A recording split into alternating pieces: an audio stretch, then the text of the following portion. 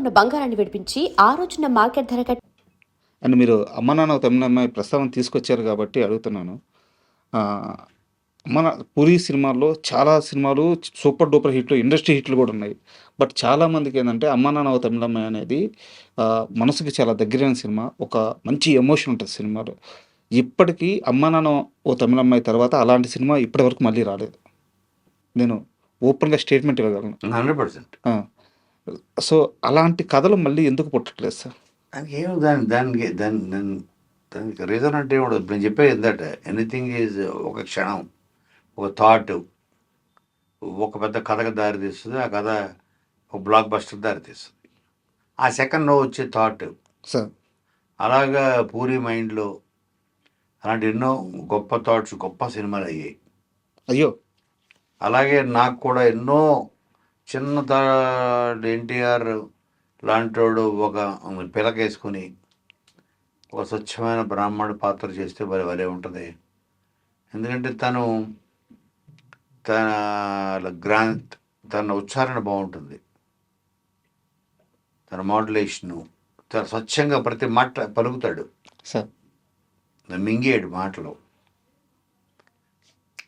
100% తెలుగు ఇండస్ట్రీలో ఎవరికన్నా ఎవరు చేయలేని పాత్ర ఏదైనా ఉంది అంటే ఒక ప్యూర్, ఒక పౌరోహిత్యం చేసుకునే ఒక పురోహితుడు పాత్ర చేస్తే బాగుంటుందని అనుకొని నేను వినయ్తో అని అలాగే తారకెట్టికి రెగ్యులర్గా వెళ్ళేవాడిని సార్. అందరికి ఏమిటే బామ్మ అని ఆ మోడ్యులేషన్ చెప్పుకుంటే ఏమిటో దాన్ని చూస్తే తినాలి అనిపిస్తుంది.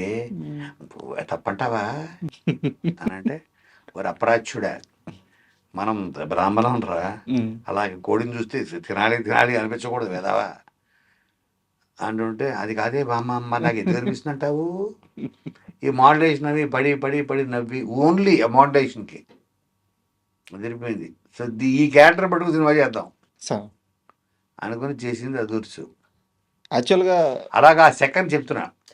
ఇప్పుడు ఒక గొప్ప కథ అమ్మాన్ తమిళమ్మాయి లాంటిది ఎందుకు రావట్లేదు అంటే అది పూరికి ఒక క్షణంలో పుట్టిన ఒక థాట్, ఒక కథగా మారి ఆలోచన, దానికి మేమందరం తోడయ్యి అది గొప్ప సినిమాగా మారి ఇప్పుడు మీలాంటి వాళ్ళు ఎంతోమందిని ఇన్స్పైర్ చేసి ఒక మెమరీగా మిగిలిపోయింది సార్.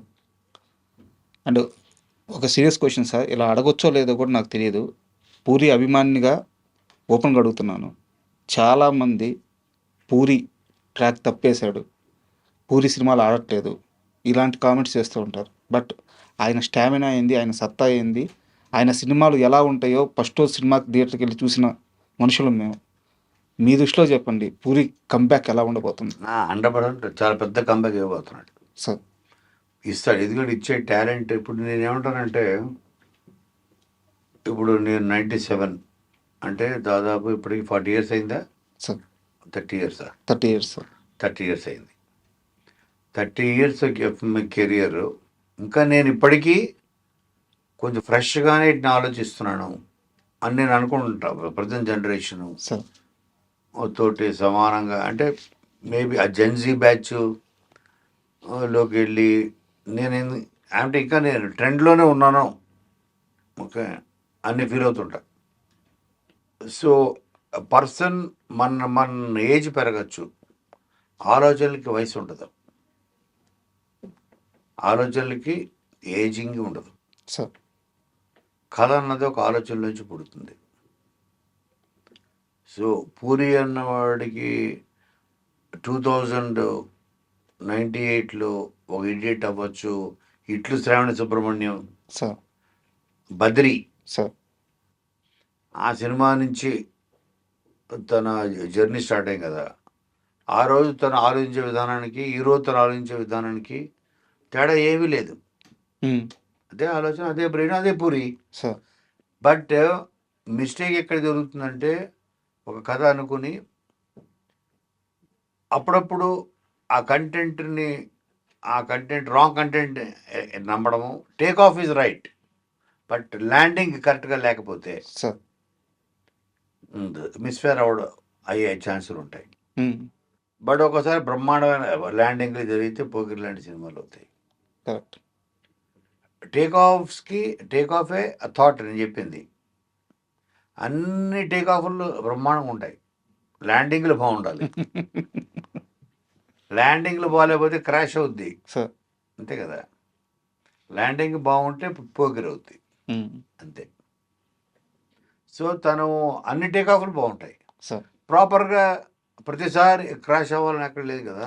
యాక్చువల్గా ఇదే మాట విజేంద్ర ప్రసాద్ గారు అన్నారు సార్. ఓహో, విజేంద్ర ప్రసాద్ గారు ఏమన్నారంటే, నీ థాట్ ప్రాసెస్ కానీ నువ్వు తీసుకునే ఆ బేస్ లైన్ కానీ ప్లాట్ మెయిన్ పాయింట్ కానీ అద్భుతంగా ఉంటాయి. ఉంటాయి. ఎందుకో ఎక్కడో కథను చెప్పే విధానంలో ఏదో చుట్టేస్తున్నావా, ఈసారి నీ సినిమా కథ రెడీ అయినప్పుడు అవును. నాకు ఒక్కసారి చూపించు. ఎందుకంటే ఆయన వాల్పేపర్లో పూరి జగన్నాథ్ ఫోన్ వాల్పేపర్లో ఎప్పుడు పూరి జగన్నాథ్ ఫోటో ఉంటుంది అనమాట. 100%. నాకు ఇష్టమైన డైరెక్టర్ అయ్యా నువ్వు. పూరి అన్నవాడు ఒక డైరెక్టర్గానే చూడండి, నేను ఒక డైరెక్టర్ బెస్ట్ ఫ్రెండ్తో పాటు హీఈజ్ ఏ ఫిలాసఫర్. సార్. తన పాడ్కాస్ట్లు వింటారు కదా మీరు. అవును సార్. హీఈజ్ ఏ ఫిలాసఫర్. ఎలాగైతే నేను ఇందాక చెప్పాను, రాము చాలా విషయాలకి అతీతుడు. సార్. ఒక ఆకలి, ఒక డబ్బు, ఒక సక్సెస్, అవన్నీ ఉన్నా లేకపోయినా లైక్ ఈ సర్వైవ్స్. ఉమ్, తన ఉనికికి ప్రమాదం లేదు. అలాగే పూరి, తను ఒక ఫిలాసఫర్. తను ఆ బ్రిలియంట్ ఫిలాసఫీ ఏదైతే అందరూ మనం ఒక డైరెక్షన్ ఆలోచిస్తే తను ఒక్కడే ఒక డైరెక్షన్ ఆలోచిస్తాడు. సార్. అది చాలా మనకి ఒక్కసారి మనకి ఒక ఒక జోల్ట్ ఇస్తాడు. సార్. మన ఎందుకు కాలేజీలో లాగా అనిపిస్తాడు. మీరు అన్నట్టు ఆ కథ వెళ్ళే విధానం, తీసుకెళ్లే విధానం, దాని చివరి దాకా ఆ థాట్ని చివరి దాకా తీసుకొచ్చే విధానంలో ఎక్కడన్నా చిన్న చిన్న తప్పుల వల్ల ఇక్కడ చెప్పారు, చిన్న తప్పులే పెద్ద యాక్సిడెంట్ అలా జరగాలి తప్ప. But 100% will give a comeback. So నువ్వు ఇప్పుడు రాబోయే సినిమాతో నాకు తెలిసి సార్. చాలా పెద్ద కమ్బ్యాక్ ఇస్తాడు అనుకుంటున్నాను.